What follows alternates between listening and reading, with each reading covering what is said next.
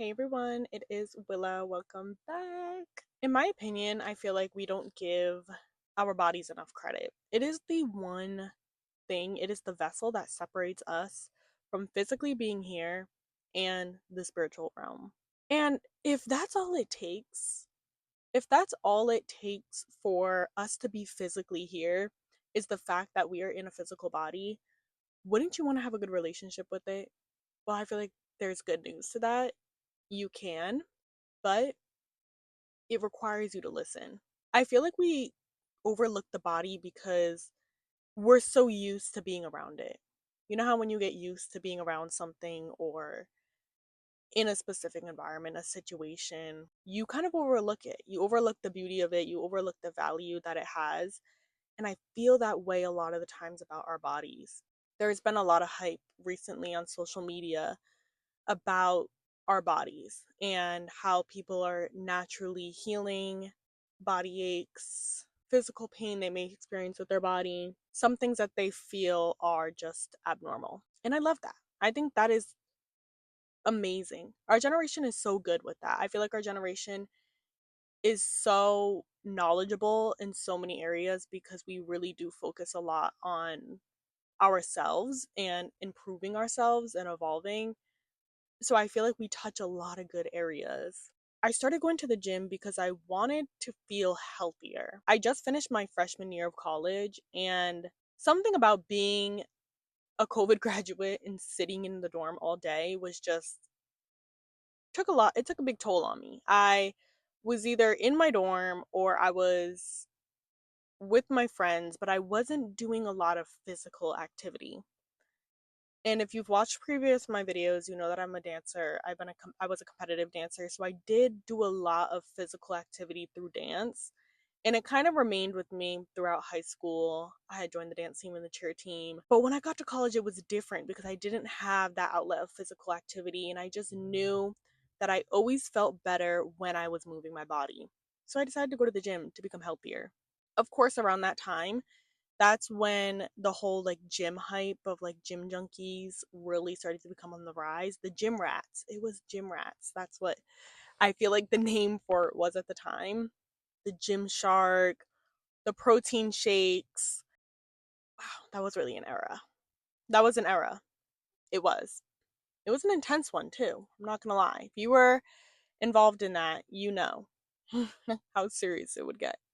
But a lot of gym influencers were on the rise at that time. I was consuming a lot of gym content and I just wanted a new version of myself that was going to be healthy. So I started going to the gym. And when I tell you, I have never felt better in my entire life going to the gym. It got to a point where I was like, I'm not going to lie.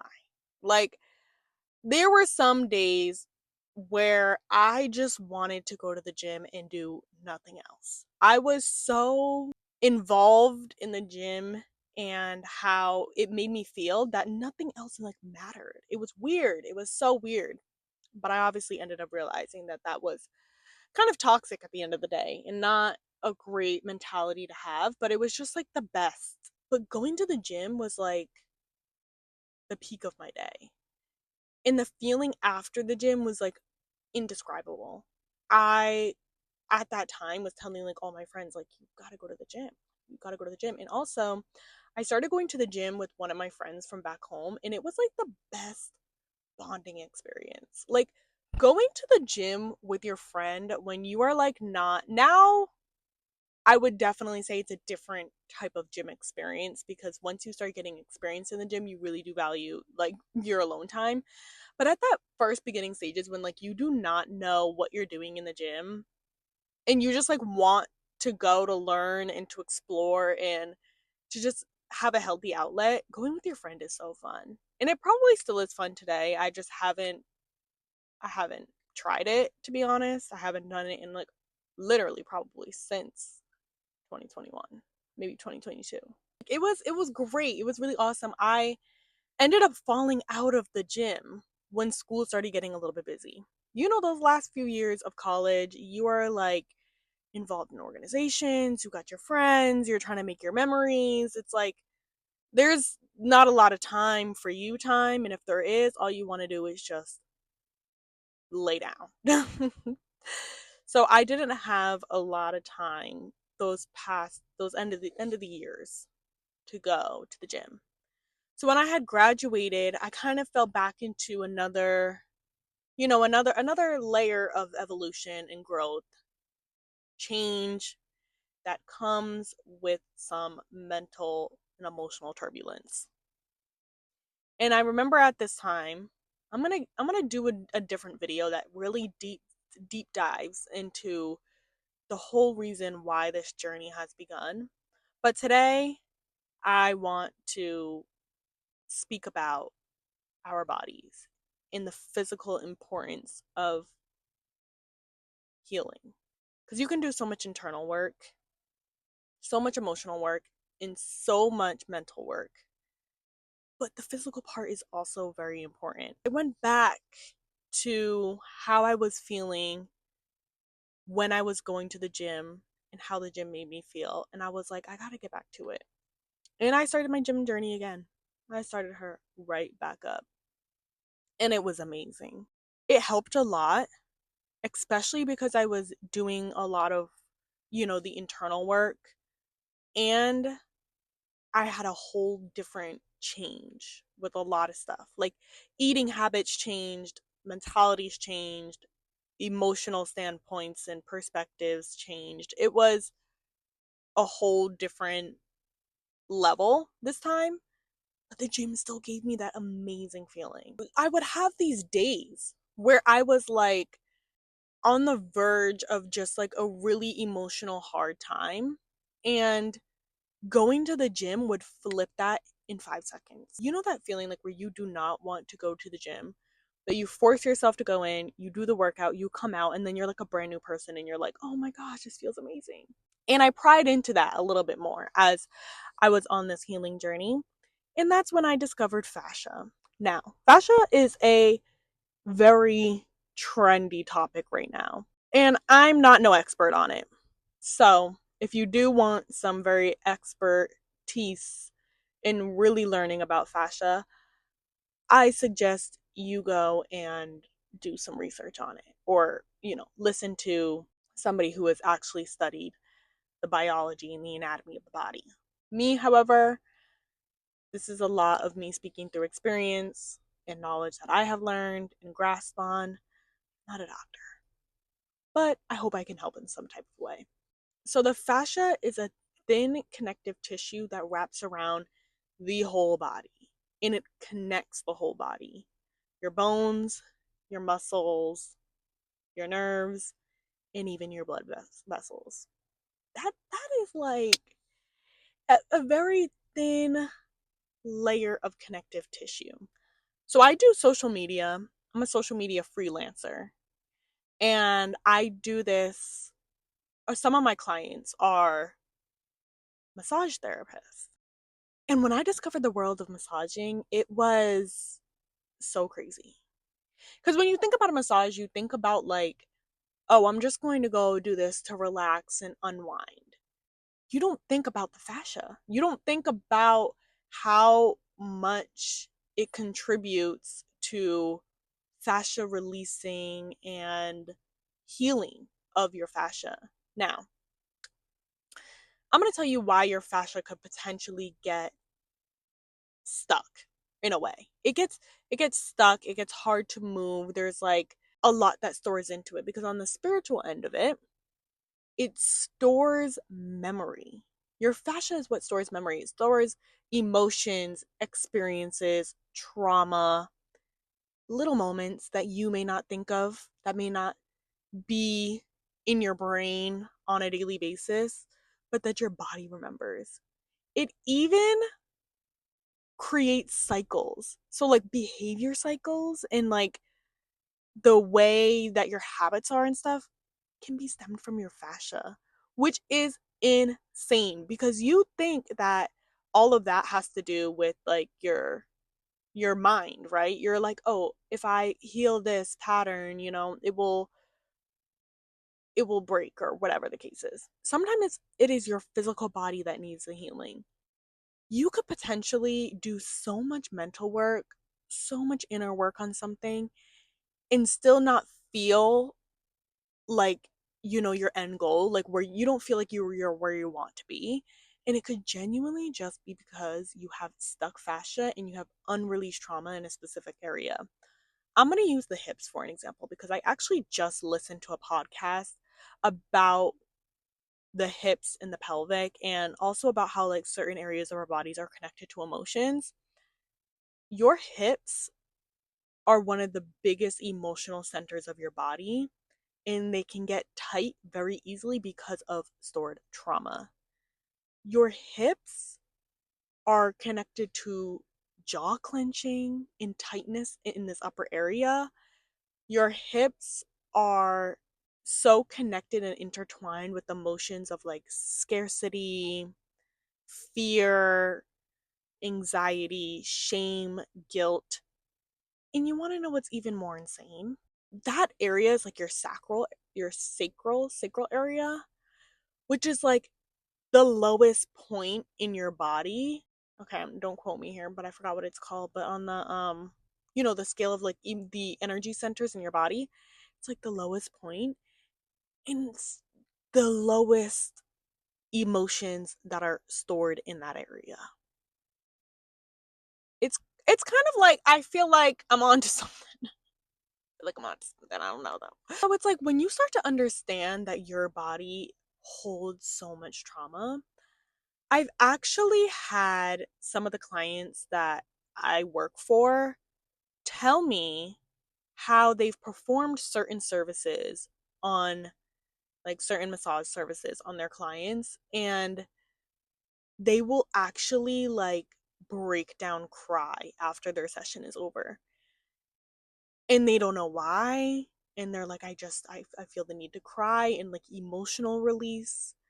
And I'm just like, that is insane. And when I tell you, it opened my eyes up to a whole new world and made me really understand.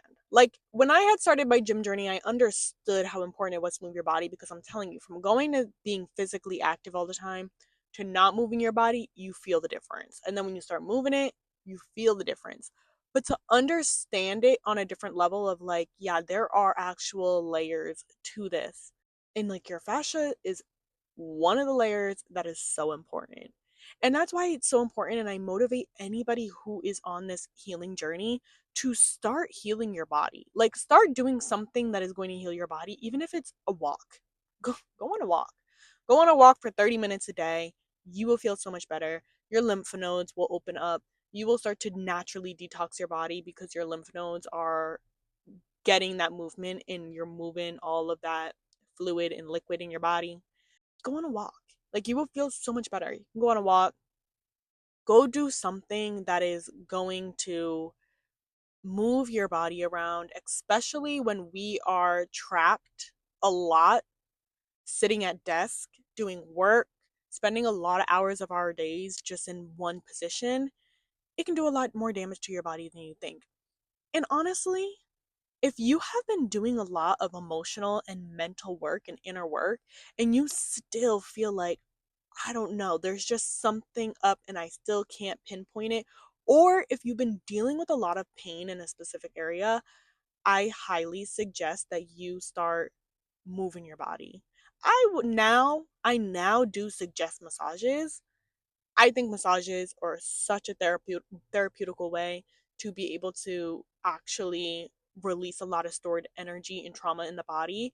Even acupuncture, there's so many different practices. Yoga is amazing. Even some breath work, meditation. I know you hear those words all the time and you're like, I'm over hearing that type of stuff when it comes to healing. But there's a reason why it works, and find what works for you. Okay. Not everything is going to work, and that's okay, because there are some things that I just can't get into, and I've tried and it's hard. But there also are so many other practices that you can dive into and explore on this journey, which is so cool. But I'm going to sit here to motivate you to move your body some way, somehow. Not just the fascia. I know I spent a lot of this video and this time speaking about fascia because I don't know why I got really into it. I feel like it's just a whole different world. And when you discover it, and I hope that I'm just like, I just turn the knob for the door to be open for you. Like, I hope you literally discover and go on a long journey and use this as your sign to take care of your body in a specific way, sometimes don't look at it. If you're looking at, like, a trip to the spa as indulgence, don't look at it that way. Don't look at it as a luxury. Look at it as, I'm treating my body, I'm taking care of it, I am pouring into myself. Because I think a lot of the times we prevent ourselves from doing stuff for ourselves, like physical healing practices and certain things like that. Going to certain classes, I feel like we prevent ourselves from doing it because of physical restrictions, like such as finances and time, and maybe even in the energy level. Seriously, like sometimes when you work, you just want to go home and go to bed, and I get it. And then the weekends are literally 2 seconds. So I totally get it. Carve out some time, plan it like a month ahead. I know that helps for me sometimes. Whenever I plan something like a month in advance, I kind of like make a commitment to myself to do it.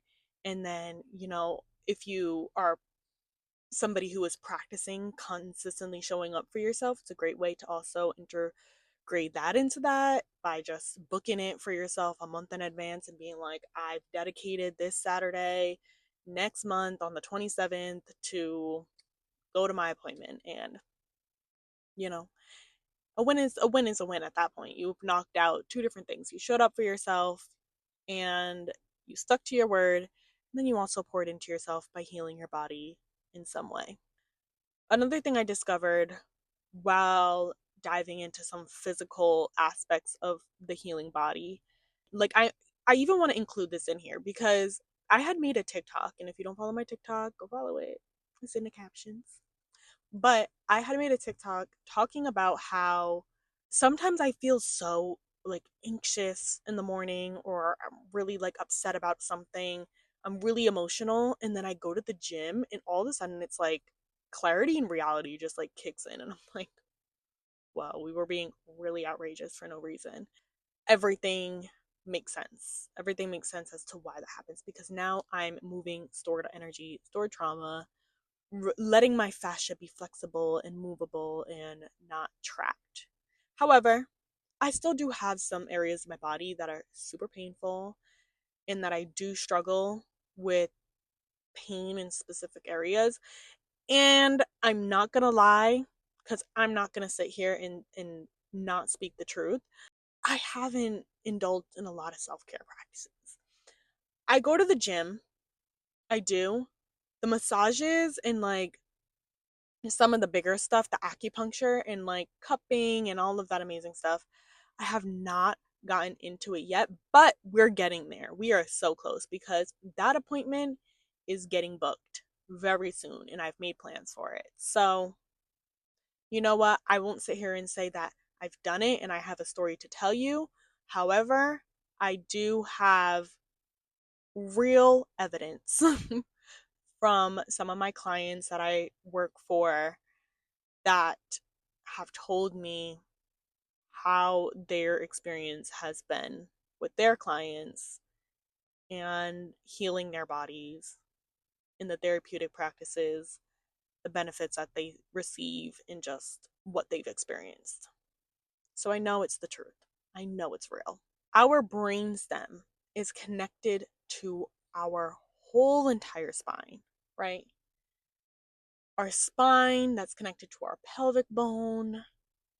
It makes you think. It's like, I feel like oftentimes we think that like our brain is like the only, it's like the most important. Well, it is pretty important. Like, we got the brain is definitely up there. I'm not saying that it's not. The brain is definitely up there in importance.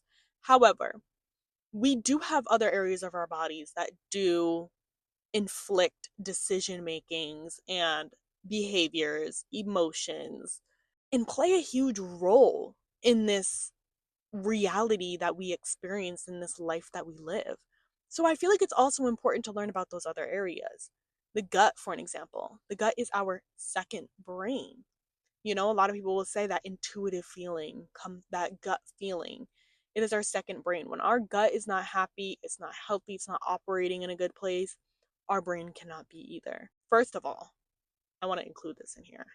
How your gut actually starts at your mouth all the way down to where you exit the food at.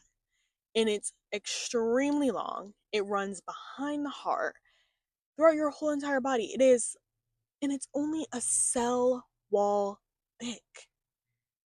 The gut has been another journey that I have embarked on so deeply and so intensely. I will do a whole different video on that because I will sit here and talk about it forever. There's so many things in our body that genuinely require us to heal and to grow and to evolve properly that we should be paying a little bit more attention to. Balancing hormones, your gut health, so many things. But I'm not here to teach you all of that today. I'm here to talk about the importance of listening to your body. If you know something is up and if you've been to the doctors countless and countless and countless times again and they have told you, or even if you just went once and they told you you are crazy, they've dismissed you and they told you that it was just your anxiety or that you were just overthinking, but you know something is up, listen to your body because your body is speaking to you. It wants a relationship with you, and you deserve a relationship with your body. It is your physical vessel. Well, if we really want to get technical, it's the Lord's. He created it. However, he's given it to you for you to take care of.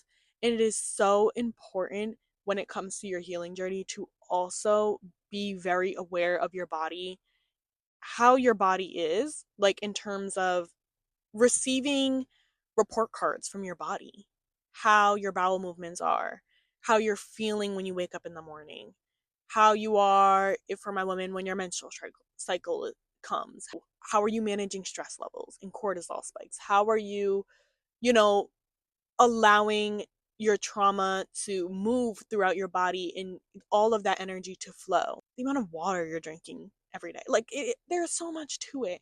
I encourage you so much to go and start moving your body every single day for at least 30 minutes, even if that means you put on a little Pilates video on YouTube. And I don't even want to say little. There's some big ones on there. There are some big ones that will have you breaking out into a sweat in 10 minutes. And I know from real life experience. So I say put on a video, get your body moving some way, somehow. If you more of a yoga flow, I have some friends that are honestly yoga teachers and amazing, amazing, amazing, amazing with their teaching flows and practices, and they are very big advocates for moving your body, and it's for a good reason.